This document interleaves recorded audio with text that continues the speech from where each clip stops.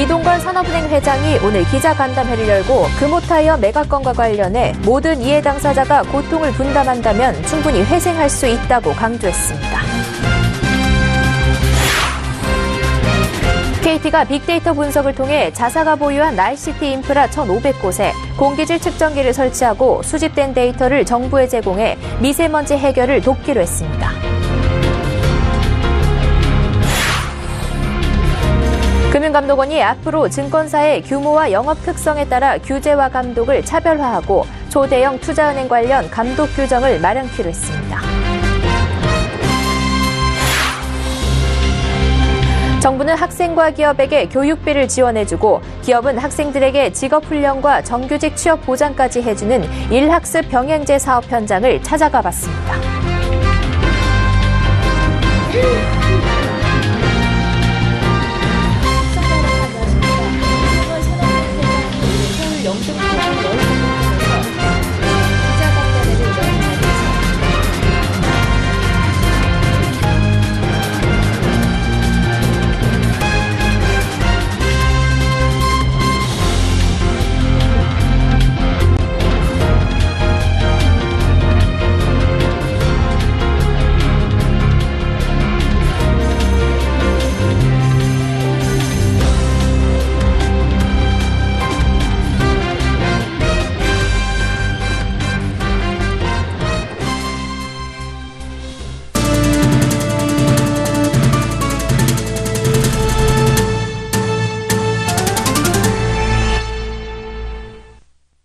시청자 여러분 안녕하십니까? 센 경제 현장 양한나입니다.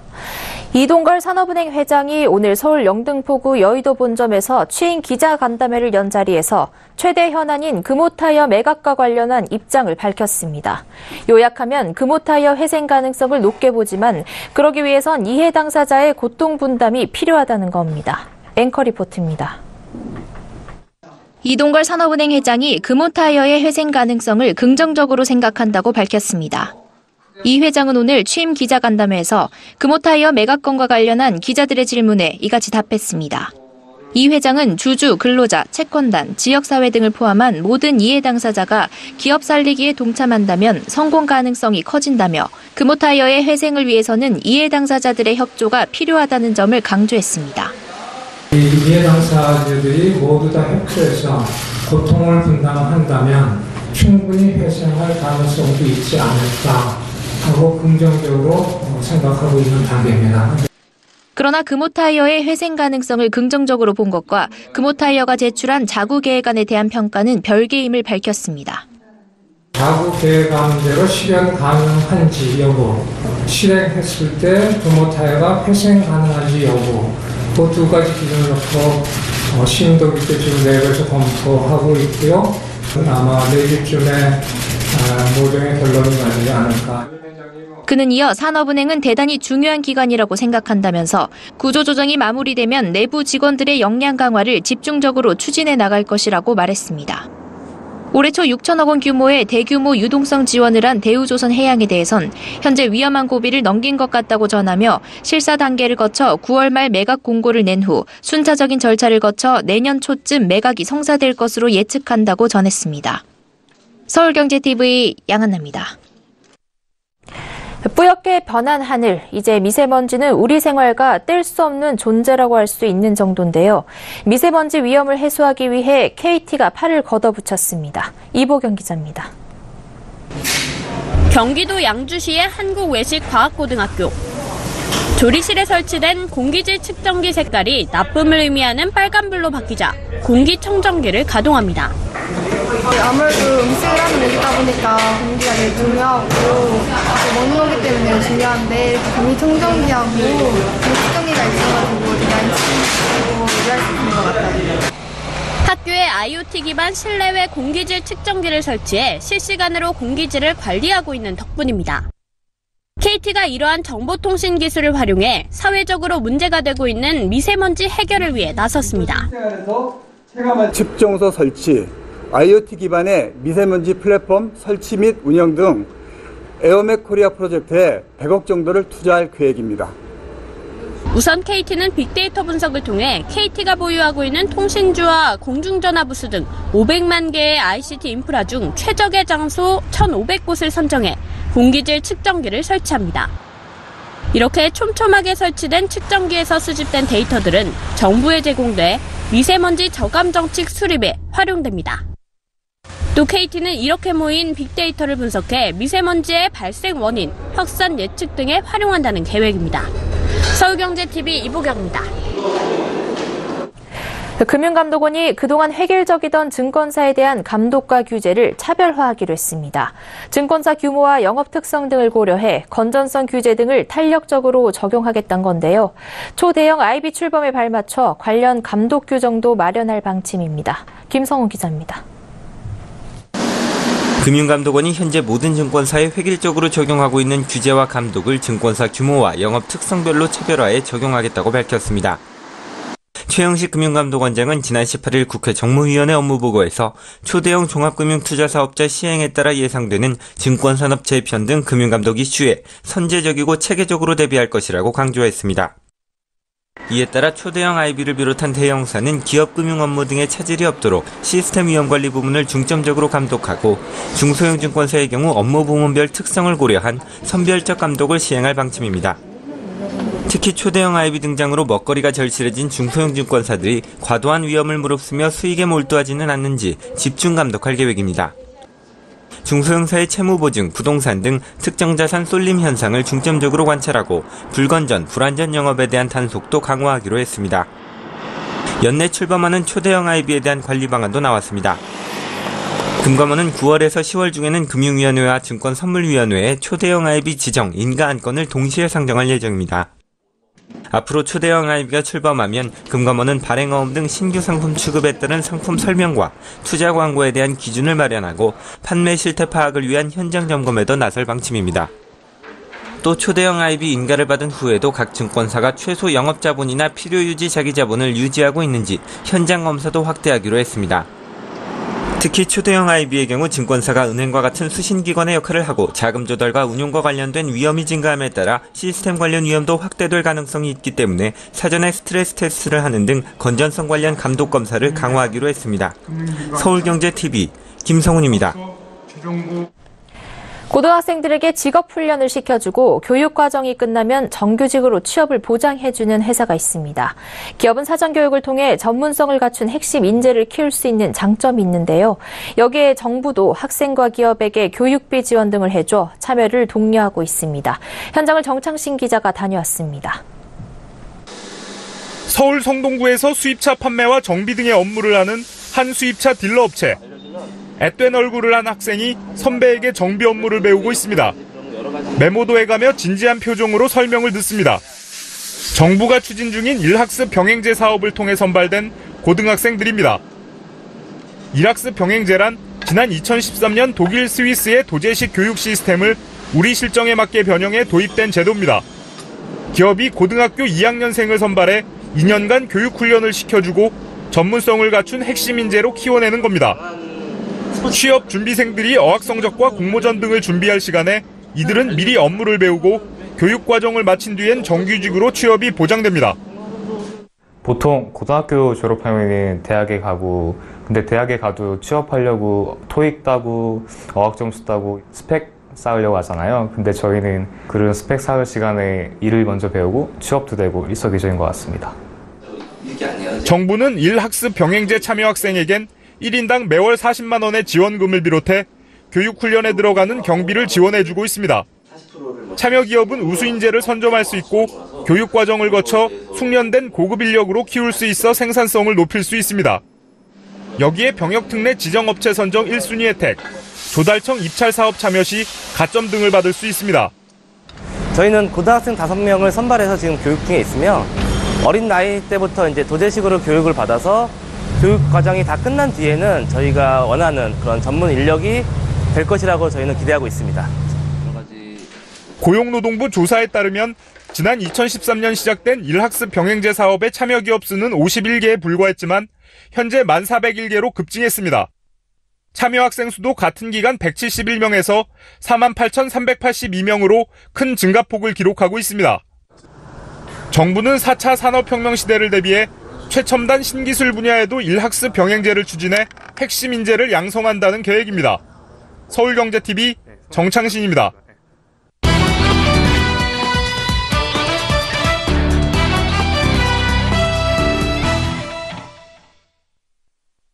평창 동계올림픽이 140일여 앞으로 다가왔습니다. 대회를 성공적으로 개최하는 것도 중요하겠지만 우리나라에서 처음 개최되는 동계올림픽인 만큼 국민들은 우리 국가대표 선수들이 선전해주길 기대하고 있습니다. 현대스포츠에선 경기력 향상을 위한 선수들의 피땀 어린 노력 못지않게 외부의 투자와 지원도 결과에 큰 영향을 미치는데요. 성공적인 대회 개최와 함께 국가대표 선수들의 경기력 향상을 위해 물심양면 지원을 아끼지 않는 금융권의 동계올림픽은 이미 시작됐다고 합니다. 보도국 정홍규 기자 스튜디오에 나와 있습니다. 안녕하세요. 네, 안녕하십니까? 네, 정 기자, 우리나라는 사실 겨울 스포츠 불모지에 다름없는데요. 금융권이 선수들이 운동에 전념할 기회와 환경을 지원하는데 발을 벗고 나섰다고요? 네, 겨울 스포츠 하면 KB금융을 빼놓을 수 없는데요. KB금융은 세계적인 피겨스케이터가 된 김연아 선수를 여고생이었던 2006년부터 후원해서 유망 선수를 알아보는 안목으로 주목을 받은 바 있습니다. 이번 평창 동계올림픽에서도 제2의 김연아가 탄생할 수 있도록 지난 몇 년간 유망 선수들에 대한 아낌없는 후원을 해왔는데요. KB금융이 이번 평창 동계올림픽에서 가장 기대하는 선수는 지난해 봅슬레이 세계 랭킹 1위인 원윤정, 서영우 선수와 스켈레톤 세계 2위인 윤성빈 선수 등입니다. 봅슬레이와 스켈레톤은 국내에서는 관심받기 비인기 종목이라 변변한 훈련 시설조차 없는 상황이었는데요. KB금융의 후원이 시작된 지난 2015년 이후 비약적인 발전을 이뤄서 이번 평창 동계올림픽에서는 메달권에 가장 근접한 것으로 평가받고 있습니다. 이 밖에 우리나라의 전통적인 메달밭인 쇼트트랙의 심석희, 최민정 선수와 지난 동계올림픽에서 인기를 끈 컬링 국가대표팀이 KB금융의 지원을 받고 있고요. 또 최근 국제 아이스하키 연맹 세계선수권 최상위 리그인 월드 챔피언십에 진출하는 기적을 이뤄낸 남자 아이스하키 국가대표팀과 최다빈 선수 등 여자 피겨스케이팅도 KB금융이 후원하고 있습니다. 네, KB금융과 어깨 라이벌 관계인 신한금융도 이번 동계올림픽에서 비인기 종목 후원에 적극 나서고 있다고요? 네, 신한금융 역시 평창 동계올림픽을 계기로 겨울 스포츠 저변이 확대될 수 있도록 스타 선수보다는 비인기 종목 후원에 집중하고 있는데요. 신한금융은 이번 올림픽에서 프리스타일 모글 스키 국가대표인 최재우 선수와 크로스컨트리 종목 국가대표 김마그너스 선수, 또 스노우보드 하프파이프 국가대표 이광기 선수를 후원합니다. 또 앞서 신한금융은 2016년부터 대한스키협회를 통해 알파인 스키와 크로스컨트리, 스키점프, 스노우보드와 프리스타일, 또 노르딕 복합 등 6개 설상 종목의 국가대표팀을 공식 후원하기로 한 바 있습니다. 이번 올림픽에서 한국 스키 사상 처음 금메달이 나올 수 있을지도 기대가 되는데요. 신한금융은 이번 동계올림픽에서 선수들의 선전을 위해 과감한 투자를 하는 한편 올림픽이 끝난 이후에도 성장 가능성이 크지만 열악한 환경에 처한 선수들을 지속적으로 발굴해 세계적인 선수가 될 수 있도록 지원해 나갈 계획입니다. 네, 그간 국내에서 메달권으로 생각하지 못했던 종목들에서도 선수들이 두각을 나타내고 있다니 기대가 더 커지는 상황인데요. 우리가 개최국인 만큼 이 선수들 지원에만 그칠 수는 없겠죠?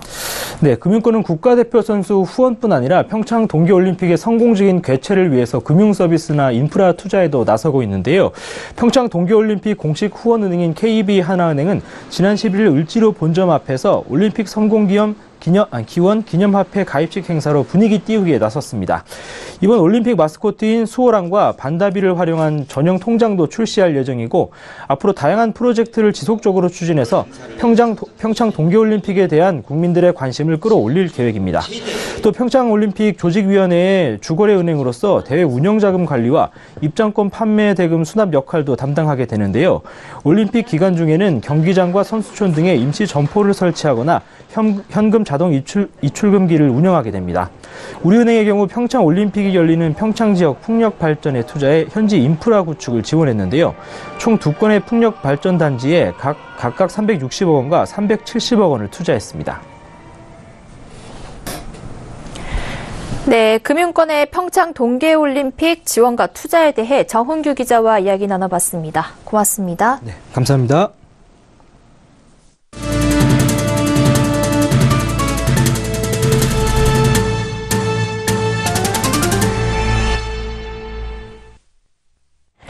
더불어민주당과 정부는 최저임금 인상에 따른 소상공인들과 자영업자들의 경영난을 완화해주기 위해 임대료 인상률 상한을 낮추고 보호 대상 범위도 기존보다 넓히기로 했습니다. 당정은 이날 국회에서 최저임금 인상에 따른 소상공인 중소자영업자 지원 대책 당정 협의를 갖고 이 같은 대책을 추진하기로 의견을 모았습니다. 우선 임차인의 안정적인 영업 환경 조성을 위해 상가건물 임대차 보호법 시행령을 개정해 현 9%인 임대료 인상률 상한을 낮추기로 했습니다. 이와 함께 보호 대상이 늘어날 수 있도록 환산보증금을 높이기로 했습니다. 상가 임대차 보호법은 환산보증금을 기준으로 세입자에 대한 보호 범위를 구분하는데 기준 환산보증금을 넘어서면 건물주가 월세를 올리는 데 제한이 없어집니다. 당정은 환산보증금을 더 높여 현재 전체 임대차 계약의 60에서 70%만 적용받는 상가 임대차 보호 대상을 90%까지 끌어올릴 계획입니다. 이와 함께 임차인의 계약갱신 청구권 행사 기간도 5년에서 10년으로 확대키로 했습니다. 장모 계좌로 4년간 735억 원어치의 주식 등 금융투자 상품을 차명 거래한 금감원 직원이 적발됐습니다. 특히 금감원 임직원 중 44명이 자본시장법을 어겼고 12명은 음주운전으로 기소됐음에도 금감원에 알리지 않은 것으로 드러났습니다.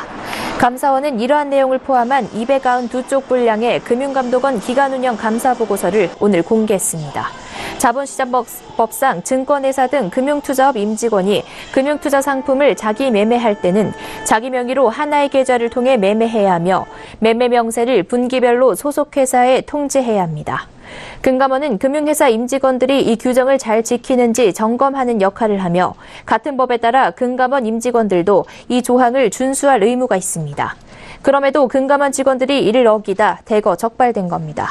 특히 이번 감사원 점검 과정에서 금감원 직원 중 23명은 아예 정보 제공 동의를 하지 않았습니다. 감사원은 이들에 대해선 검찰에 수사 참고 자료를 송부했습니다. 감사원은 범죄 성립 요건이 명확하지는 않지만 개연성이 있을 때 수사 참고 자료를 송부합니다. 전 세계 증시 훈풍에 고위험 고수익을 쫓는 주가 연계증권인 ELS가 인기를 얻어 올해 발행액이 44조 원에 육박했습니다. 한국금융투자협회에 따르면 올해 ELS 발행액은 지난 18일 기준 43조 9천억 원으로 지난해 같은 기간 발행액보다 9조 4천억 원 더 많았습니다. ELS 시장은 코스피 200 지수 등 각국 증시 지수나 국내외 개별 종목의 주가를 기초 자산으로 하는 상품으로 조기 상환일이나 만기일에 미리 정해놓은 지수나 주가를 유지하면 약정된 수익을 지급합니다. 증권사들이 2003년 처음 선보인 ELS 상품은 주식에 직접 투자하기 어려운 투자자들 사이에서 큰 인기를 누리다 2015년 중국 증시 폭락으로 막대한 손실이 발생하는 바람에 시장이 위축된 바 있습니다. 그러나 미국 등 전 세계 증시가 동반 강세를 보이면서 코스피 200 지수나 유로스톡스 50 지수 등을 기초자산으로 한 ELS가 쏟아져 다시 회복세를 보이고 있습니다. 코스닥 시장에 상장한 업체의 연간 기업 공개 공모액이 올해 사상 최대 기록을 갈아치웠습니다. 벤처붐 때인 2000년 2조 5천억 원대의 공모액 달성 이후 좀처럼 깨지지 않던 기록을 17년 만에 경신한 겁니다. 한국거래소에 따르면 오늘 선익시스템과 엠플러스가 상장하면서 올해 코스닥 업체의 기업 공개 공모액이 2조 6,092억 원으로 집계됐습니다. 올해 공모액 증가에는 무엇보다 초대역급 기업 공개의 영향이 컸습니다. 지난 7월 코스닥 시장에 입성한 셀트리온 헬스케어의 공모액은 1조 88억 원으로 단일 코스닥 기업 사상 최대 기록을 세웠습니다. 또 지난 6월에 상장한 제일홀딩스의 공모액 약 4,400억 원도 역대 두 번째 규모입니다. 그 전까지는 1999년 상장한 아시아나 항공의 3,750억 원이 최대 타이틀을 장기간 보유해왔습니다. 분양권을 불법 전매해 3천만 원 이상의 차익을 남겼을 경우 그 차익의 3배까지 벌금으로 물리는 방안이 추진됩니다. 더불어민주당 문희상 의원실과 국토교통부에 따르면 어제 열린 국회 국토교통위 법률 검토 소위에서 이 같은 내용이 담긴 주택법 개정안이 수정 통과됐습니다. 문 의원이 지난 4월 불법 전매에 대한 처벌을 강화하는 내용을 골자로 대표 발의한 주택법 개정안 내용이 일부 수정된 겁니다. 소위를 통과한 수정안에는 불법 전매로 인해 발생한 이익의 3배까지 벌금을 방을 신설하는 내용이 담겼습니다. 현행법은 불법 전매에 대해선 3년 이하의 징역형이나 3천만 원 이하의 벌금형에 처하고 있습니다. 개정안은 불법 전매로 인한 시세 차익을 3천만 원을 기준으로 나눠 차익이 3천만 원이 안 될 경우 벌금액을 기존대로 유지하되 3천만 원이 넘으면 그 액수의 3배까지 부과하도록 했습니다. 징역형의 형량은 차익 3천만 원 기준과 상관없이 3년 이하로 변함이 없습니다.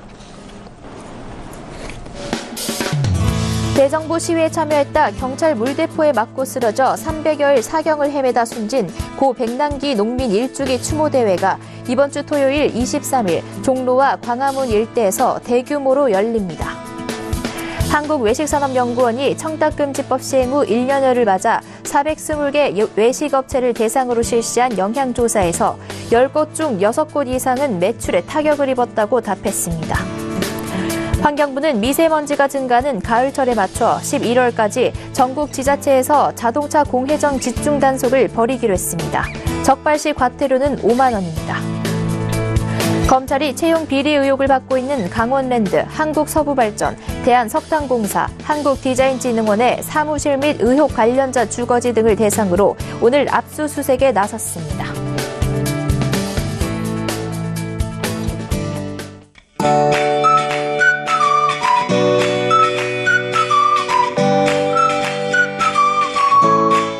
안녕하세요. K웨더 라이프스타일 예보 윤지향입니다.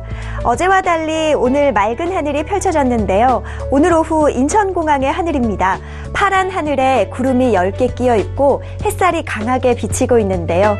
햇볕 아래는 뜨겁지만 그늘에 들어서면 선선함이 느껴지는 오후였습니다. 내일도 쾌청한 하늘이 이어집니다. 미세먼지 농도도 보통 단계로 활동하기 무난하겠습니다.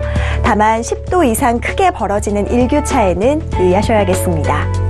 위성 영상입니다. 현재 중부지방은 대체로 맑은 모습이고요. 남부지방으로 구름이 다소 지나고 있습니다. 오늘 밤부터 내일 아침 사이에는 내륙을 중심으로 안개가 짙게 끼겠습니다. 내일은 서해상에서 이동하는 고기압의 영향을 받겠고요. 제주도는 그 가장자리에 들겠습니다. 자세한 지역별 날씨는 나절 예보로 알아보겠습니다. 중부지방 맑겠습니다. 아침 기온 15도 안팎, 낮 기온 25도 안팎으로 일교차가 크게 벌어지겠습니다. 동해안 지방도 파란 하늘이 이어지겠고요. 한낮에 속초 25도, 강릉 26도로 오늘과 비슷하겠습니다. 남부지방도 맑겠지만 제주도는 구름이 많다가 밤부터 점차 흐려지겠습니다. 물결은 동해상에서 최고 3m로 높게 일겠습니다. 금요일에는 제주도에, 다음 주 화요일에는 전국에 비가 내리겠고요. 그 밖의 날은 대체로 맑은 가운데 일교차가 크게 벌어지는 전형적인 가을 날씨가 이어지겠습니다. 날씨였습니다. 센 경제 현장 여기까지입니다. 시청해주신 여러분 고맙습니다.